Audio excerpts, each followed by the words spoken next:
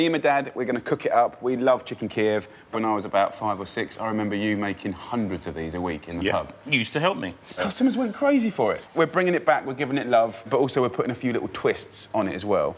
And I think actually, before we even get onto the chicken, it's all about the garlic butter, which is a brilliant thing to learn. Dad taught me how to do it back in the day, but I want to take it on to the next level. My little twist at the beginning is smoked bacon. And as you know, in life, if you want it to get a little bit better, a bit of smoked bacon does that. Fry 6 rashers on a medium heat until they turn crisp. The bacon will add a wonderful smoky flavour to the garlic butter. I love the smell of bacon. And will give my chicken Kievs a surprise crunch in the middle. Dad, you like to chop some parsley for me? Yeah, sure. Whenever you're making garlic butter, I think it's always worth doing a big batch and freezing any that you don't use. So I'm making this with 2 whole packs of butter. Chop up half a bunch of parsley and as much garlic as you fancy. I'm using a whole bulb. Dad, can I just borrow that knife for a second? We're sharing, it's like the old times, sharing. I'll take this end off. What's beautiful, if you get the chance to grow some garlic, please have a go, because actually, if I just take that off, I think people don't realise that when you grow your own garlic, you don't just get that kind of dried up bit like this, you get this whole bit. So actually, I'm just going to finely slice this part here. Shall I jump on this? I might as well while I'm here. So Dad, if you can just turn that bacon for me.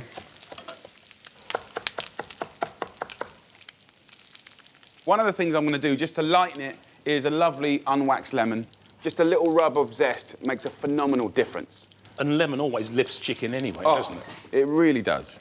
So parsley and garlic goes in. I've got another little tweak, cayenne pepper. And cayenne pepper was really popular in the 80s, wasn't it? Yes. We used to put it on prawn cocktails and all those. Cocktails, egg mayonnaise, that type of thing. Yeah. So a nice little pinch, just to give it a little kick up the backside. Season, then get the bacon ready to go in too by chopping it up finely. Chicken Kiev was one of those things. It was on a lot of restaurant menus. Yes, it was a staple, if you like. But then, like a lot of things that got popular, they get taken into mass production, and the chicken went from good chicken to rubbish chicken. What, reformed chicken? Yeah. So I think it's time to bring it back, Dad. Because it is a great dish, isn't it? It's a fantastic dish. Add the little crispy bits of bacon to your butter and then mash it all together. This butter will be good on meat, fish. Yeah, a nice steak, even a Sunday roast chicken. You could put some butter in between the skin and the meat. Brilliant, yeah. And that would just give it a little twist. Yeah. Once the butter's combined, it's just got to be rolled up like a sausage. So, Dad, you show them how you showed me when I was, like, 8 years old. Oh, what, the roll? Right, OK.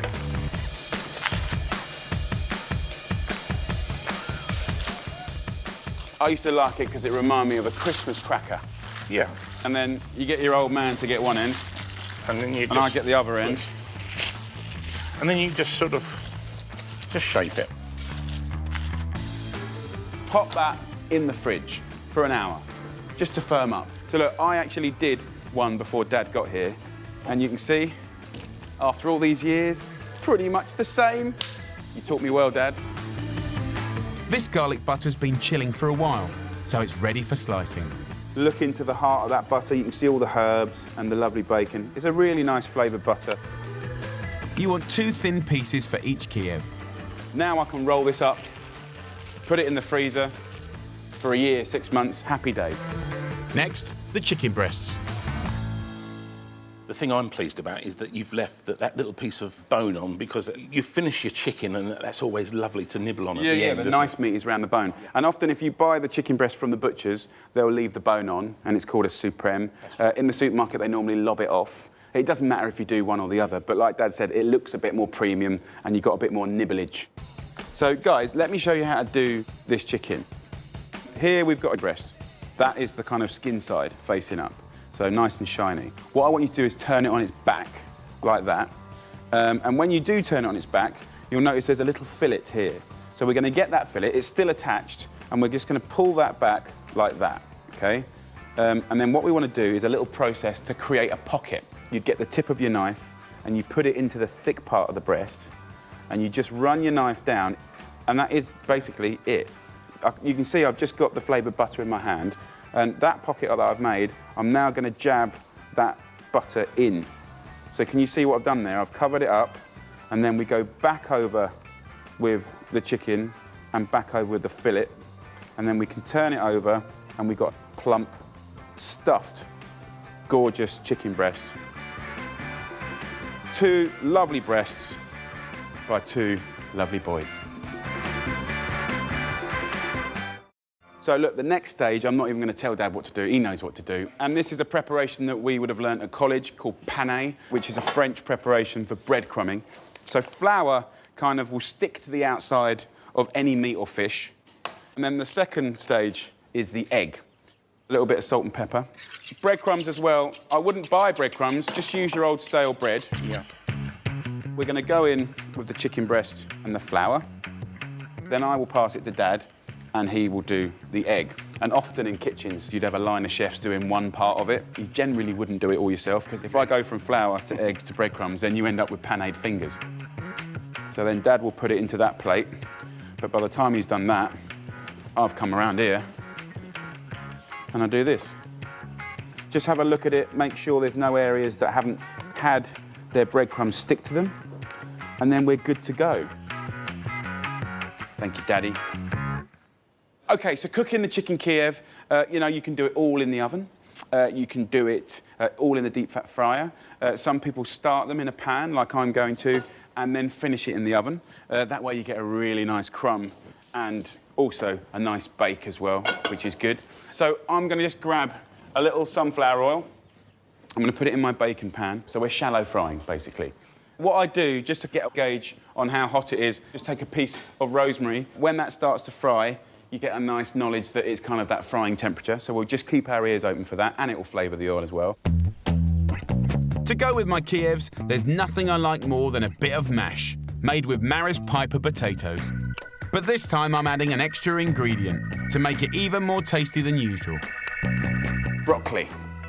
Broccoli mashed potato. Delicious, beautiful colour. It really works well with chicken, lovely white meat with those lovely pungent flavours. So broccoli mash is where we're going to go. Now here I've got a pan of boiling water. I'm going to chuck these potatoes in, take these little florets off, the flowers, and this. So many times chefs and people at home throw this away. Take the stalk off, slice it up into chunks, put those in with the potatoes, and we'll boil these for about sort of 10 minutes. And then for the last 5 minutes, then I go in with this, and that'll keep its colour, because the flowers don't take as long to cook as the stalks. I'm now ready for the first stage of cooking my chicken, which will guarantee a perfect crunchy coating on the outside of the Kievs. So as you can see, our little bit of rosemary in here has told us the oil's ready and raring to go. I'm going to go that shiny side of the breast down first, because that's our presentation side. Always put stuff in oil and just plop it away from you.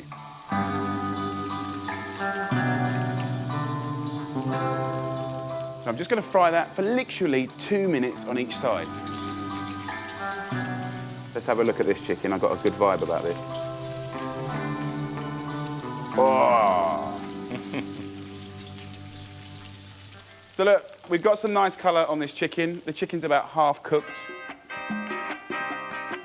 It'll go in the oven now for about 10 minutes. At 180 degrees Celsius, which is 350 Fahrenheit. It's a perfect time now to go in with the florets.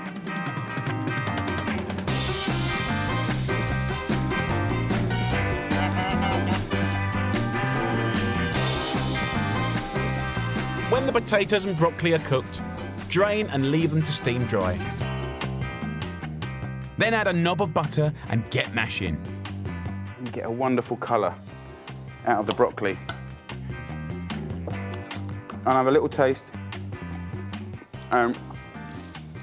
Season it nicely.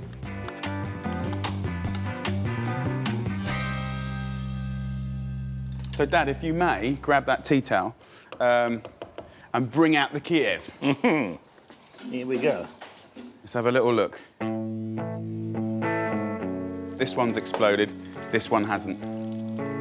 The smell is phenomenal. So what I'll do, Dad, I'll show you how I like to serve it up.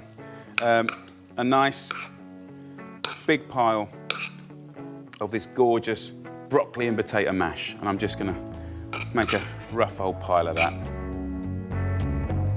We might have to do a bit of running tonight, though. Oh, look at that. Oh, look at that. Oh, yes. I quite like a little simple spinach salad with this. And just lemon juice on there, so it's got real cut and attack. Also, the lemon will lift the chicken. Oh, it really, really will. You know, a few bits in and around like this. A little wedge of lemon just to squeeze on top. I love the simplicity of it. There it is. This could be a new family favourite in your home because it is in mine. I've been playing around and I've created a sausage and mash pie.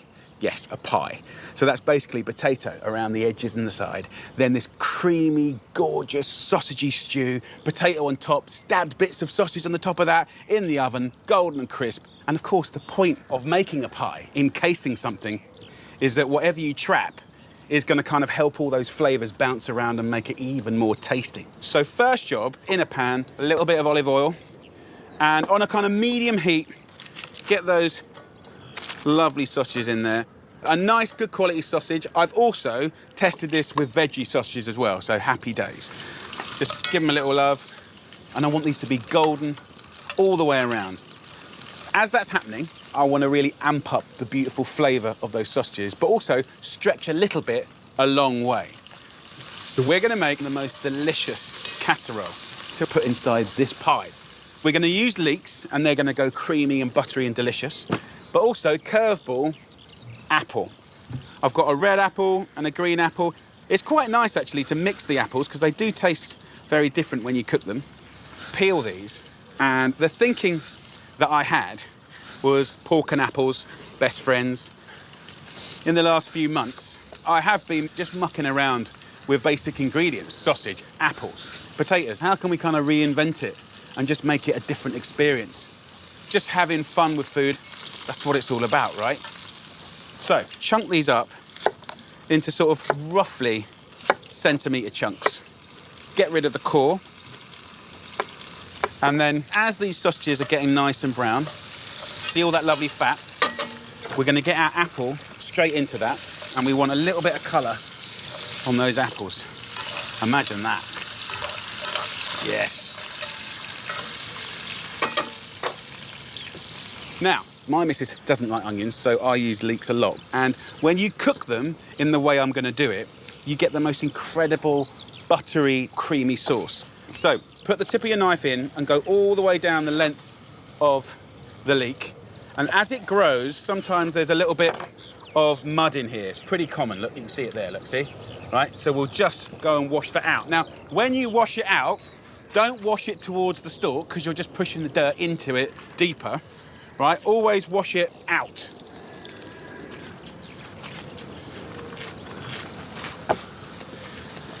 Roughly slice it up to be the same size as the apple.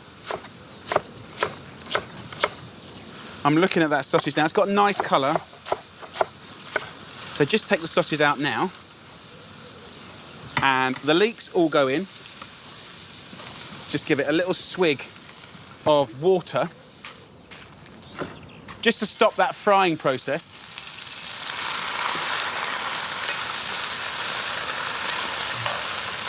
A little pinch of salt and a little pinch of pepper. And now turn that down to like a medium heat. 20 minutes with a lid on, and those leeks will go really tender, buttery and sweet. The next job is the mashed potatoes. Over here, I've got 1.2 kilos of Maris Piper potatoes, peeled and boiled and drained. If you look at recipes for shepherd's pie, cottage pie, the really old ones would have potatoes not just on the top, but on the sides and bottom. I like that, so I'm kind of playing with this. Just 2 tablespoons of flour into your boiled potatoes. You give it a whole load more structure. So then you can do more than just mash. You can start using it almost like a pastry. So I'll season it up just like I would a normal mashed potato, salt and pepper. If you want to put butter in, you can. Mash this together Then we need to divide it into 1/3 for the top and 2/3 for the bottom and the sides. But look, by adding that flour, can you see how it's more malleable now, right? So we can turn it into shapes. This bit I will put over here with my sausage. And then this 2/3 here, I'll put in that tray. Now, we want this to go crispy and gnarly and gorgeous. And for that, a little kiss of oil and give it a little rub up around the sides. In we go with the potato. And then very simply, just use your hands to just pat it out, almost like a type of pastry. Roughly about 1 centimetre thick. And then as you get to the sides, up we go. And of course, this little technique you can use for any stew. If you've got lamb stew, beef stew, you know, whatever stew you want, you can do this. It's a cute little tip. Super easy, super rustic. The leeks, once they've had about 20 minutes and they're really tender, smells amazing already, we're gonna kind of amp this up now. We're gonna go in with 3 teaspoons of English mustard. Right, that won't be hot, by the way. It will just give it a nice, big, sort of bold flavour. Then we're going to go in with flour again, just a couple of tablespoons, and that will be the thickening agent for this sauce. A little thyme, just pick that off the stalk, and if you haven't got thyme, any nice fragrant herb is lovely. Once the flour is all mixed in, add the milk. Nice whole milk, organic, about 600 millilitres. Slowly stir that in.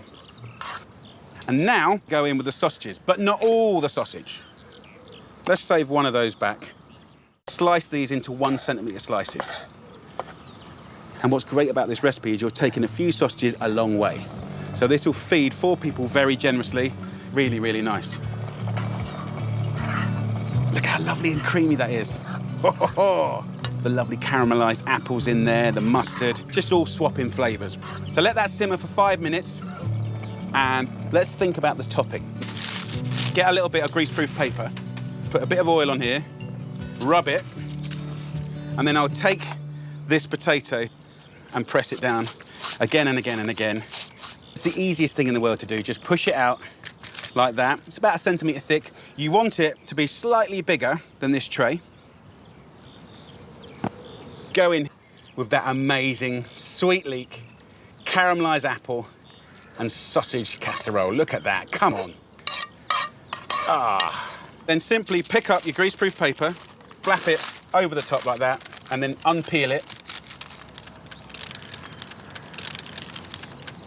If you've got any holes or if it ripped, please do not stress. It's very, very forgiving. We want to seal it to kind of trap all that lovely goodness. So get yourself a fork and your flour, just dip it in the flour to stop it sticking to your fork. And that just seals it nicely. It makes it feel kind of like the kind of dinners that my nan used to make. Nice memories. Just as if it was pastry, get a knife and kind of cut down like that. In my family, everyone fights over the crispy edge. Now there is 1 sausage left. So slice this up, and then I'm gonna push this into the most beautiful potato. These will get nice and golden and crispy.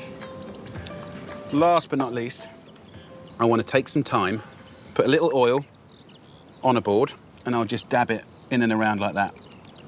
And yes, it will flavour it, but that will also make the potatoes really, really golden and crispy. That's it. Now that will go in the oven for 40 minutes at 200 degrees Celsius, which is 400 Fahrenheit. My tip for you, if you want a crispy bottom, which I highly recommend, is put this at the bottom of your oven. And then about 5 minutes before the end, I'll put some of that thyme on top just to crispen up, and it will look the business.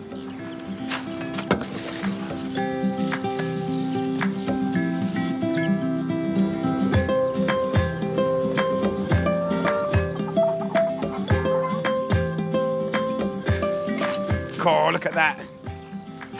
Kids, lunchtime. Oh, yes. Sausage and mash taken to another level. Sizzling, golden, gorgeousness. That is a beautiful thing. So look, I'm just gonna have a little portion for myself. Let's just get in there.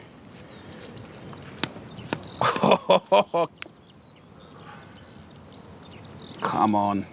Chunks of sausage, creamy, leaky sauce. I've got some greens and some peas. I love a bit of mustard as well on the side. Let's just get in it. Have a little try. Love the crispy bit on the edge. The leeks are amazing. They're so sweet and creamy. And then every now and again you get that hit of the apple, which with the pork sausage is so good. Come on, what's not to love? Sausage and mash, but not as you know it. Gotta give that a try. Right, guys, you ready? First job, kettle on, pan on, and we've got 800 grams of potatoes. I'm not gonna peel them. Don't wanna sit there peeling all day. Let's get on with dinner. This is quick, quick, quick. So just slice the potatoes into 2 centimetre chunks, like that. Throw them in the pan, fill it up with some water, whack it on a high heat. We're gonna boil that for sort of 12, 15 minutes. So I've got this beautiful fillet of pork here. Sometimes I call it a tenderloin. It's a really, really nice cut. This is about 400 grams, so this will serve 4 people beautifully, and it's gonna cook in the mash together, so it's gonna be really, really beautiful. Let's get a pan on a high heat. I'm gonna season that pork with a little bit of sea salt and pepper, lots of black pepper, and have a nice little roll up and get that seasoning all over it. Into the pan with olive oil to speedily sear each side. That's what we want, that's what we like. It cooks really consistently. Just keep moving it around. Look at that colour, guys. After just 3 minutes, take out your pork and jack up the flavour with fried fresh sage leaves. If you just put sage on stuff, it'll just go like tea, it'll go dry, it'll do nothing. But the minute that the sage gets kissed by the oil, different story. Fragrant, crispy, and delicious. So the sage goes on here. So let's just check the spuds. Right, these potatoes are ready. Give the spuds a good old mash. You can go as fine or as smooth as you like.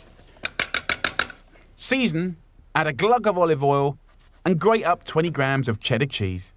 And you can just add a little water just to adjust the texture. And look, just by adding it, you almost can beat it a bit more and it becomes a lot softer. So mix that up and you make the most fantastic rustic mash. The great thing about the pork fillet is really lean, but it's really delicious and it's very tender and it's very, very easy to cook. So it's a great cut of meat. It really is. Take some of that juice and pour that right over and that will start to cook into the potatoes. And then just a tiny little grating of cheese on the top, but not on the meat. And that, my friend, is gonna be beautiful. So whack that in the oven on a high grill. This is one speedy dish. 10 minutes is all it takes to turn golden and crispy. Right. Now for the last quick hit. Wafer-thin prosciutto will give gorgeous flavour and a crispy crunch. Back in for the last 2 minutes. Come on. Brilliant, brilliant combo. Okay, first job. It's super simple. Let's get the veg cooking. Throw a swig of olive oil into a large pan. Tear up some fresh sage and rosemary, then add 2 chopped onions and 2 carrots to make a rich veggie base. Just a little bit of seasoning, and we'll slowly fry that on a medium-low heat for about 20 minutes, 25 minutes. Let it caramelise, let the flavours sweeten and really intensify. Then we'll let it cool down, and then that will go in the meatloaf, and it will make all the difference. Next up, fennel, the surprising star ingredient to make this meatloaf sing. I'm using 4 medium bulbs, sliced into wedges. They're crunchy and they're aniseedy, but as you slow cook them or roast them, they just become sweet and savoury and have depth of flavour. Absolutely beautiful. Lay the bulbs in the bottom of a roasting pan. Add a few chopped fennel tops for extra flavour and season and drizzle with olive oil. Give it all a good toss and then roast in the oven for 30 minutes at 180 degrees Celsius, which is 350 Fahrenheit.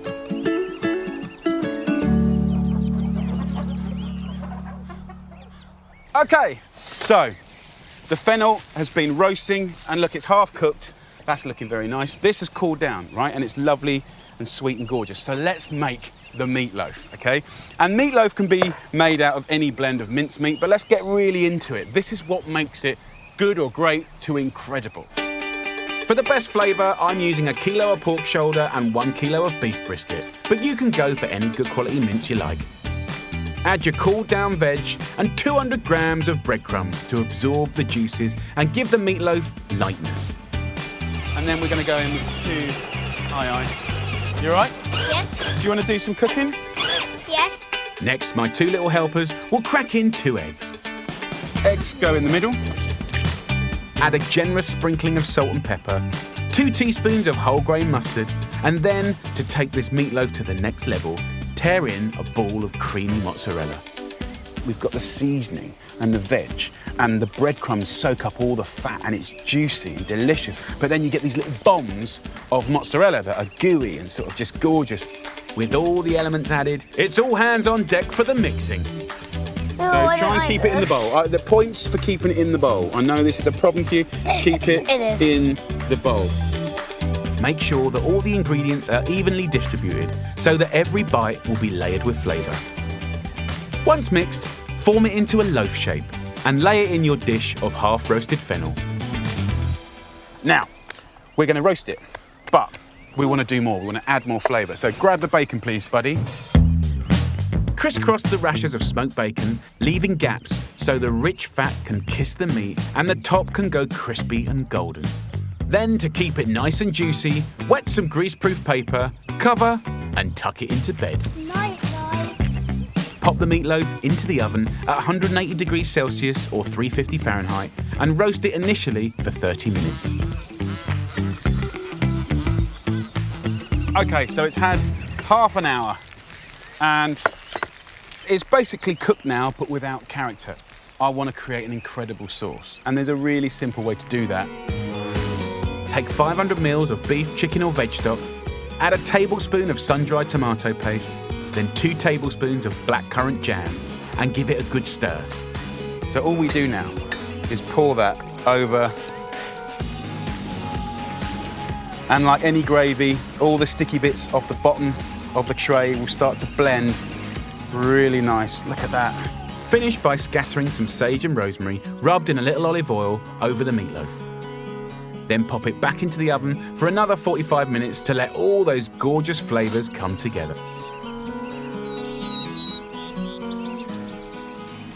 So, the meatloaf is done. And this is what you get, ladies and gents. Yum. Look at that. Lovely gravy, gorgeous golden meatloaf. Serve with fresh, lightly blanched greens, and then a proper 80s favourite, a volcano of creamy mashed potato erupting with melted butter. Cabbage, volcano potatoes, lovely meatloaf. You ready to try some? Yeah. You know, the point is we don't want a dry meatloaf, so if we look in here, it's juicy. So there you have it, guys, a classic weekend comforting meatloaf, deeply flavoured with smoked bacon and mozzarella on a bed of aromatic fennel, swimming in gorgeous gravy. The ultimate centrepiece for a family feast. Absolutely comforting, delicious, deep flavour, Really nice. so juicy and tasty. The sweetness from the jam in the sauce is off the chart good. And then the fennel.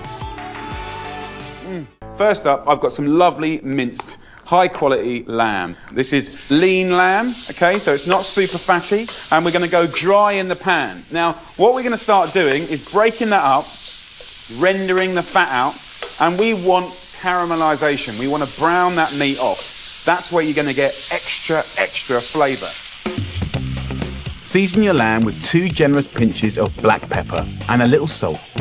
Next, a herb that's lamb's best mate, rosemary. Finally chop yourself 2 sprigs. Having that flavour is not only delicious, but it helps you to reduce the amount of salt that you need because you've got big flavour already. In we go. Finely chop 2 onions and add them to the mince. Now for the hero ingredient. Beans in an old school shepherd's pie. I don't really remember seeing them in there, but that doesn't matter, okay? Because what's nice is actually in many examples, whether it's a little beef burger patty, a meatloaf, you can actually reduce meat and then bulk out with beans. It's a brilliant thing to do. Adding a tin of drained cannellini beans will ramp up the fibre content, as well as adding extra nutrients like iron. And you can hear it's still frying, right? It's exciting, really exciting. Next, boost that classic ragu flavour plus your 5-a-day quota with diced carrots and celery sticks, 2 of each. Big up the veg, really, really colourful.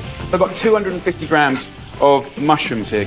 They give a real savoury depth to this lovely shepherd's pie. And by the way, if you were a vegetarian or a vegan, you could just pull that mincemeat out and put some more mushrooms in, and you would still get something that was really, really delicious and comforting.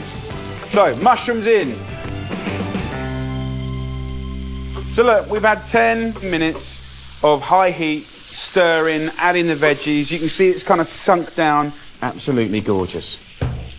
Go in with a heaped tablespoon of plain flour for thickening and 800 millilitres of chicken or veg stock.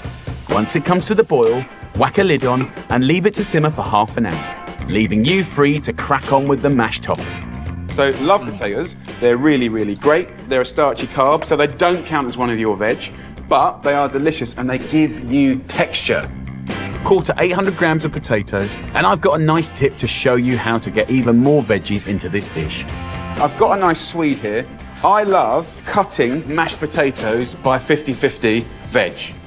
Add some of this in, and it's really, really delicious. So I'm going to put the Swede in first. Boil the Swede for 10 to 15 minutes before throwing in the potatoes to cook for the same length of time again.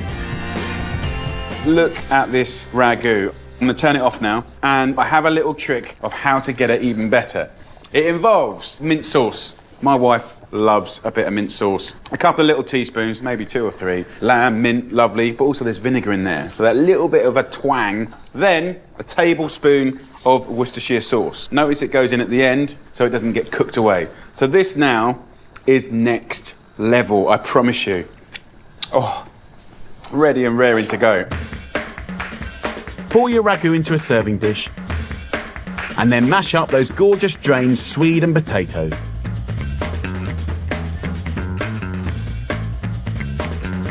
Classically, with this, there'd be a whole load of butter going in. Delicious, but that's not going to be a superfood day. So, then we use milk.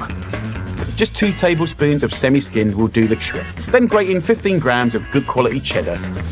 So, you know, it's just clever ways of getting flavour up. Of course, butter is fantastic, but actually, by gram, cheddar cheese is lower in fat and you get way more flavour, so you get better bang for your buck. Season your mash and you're ready to start topping your shepherd's pie. I don't want to have a sinking potato top. So what I do is I get 350 grams of frozen peas and I just put them on the top.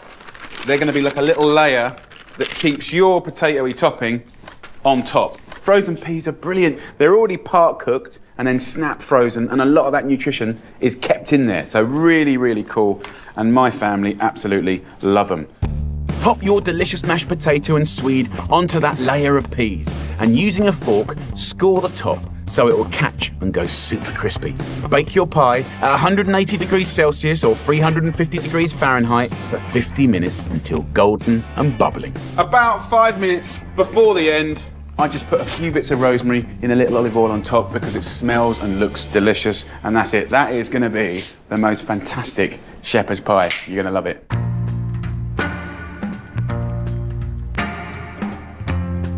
And there she is, blipping away, absolutely gorgeous. Crispy top, you've got all that lovely gravy coming through. Really, really beautiful. So let's serve it up.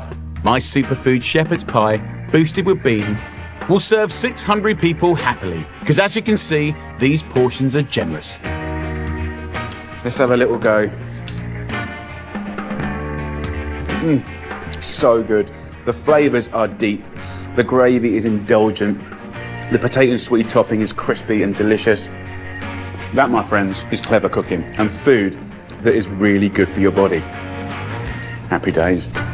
So there you go, the ultimate superfood shepherd's pie, packing in a massive 4 out of your 5 fruit and veg a day, and all for just 436 calories a portion.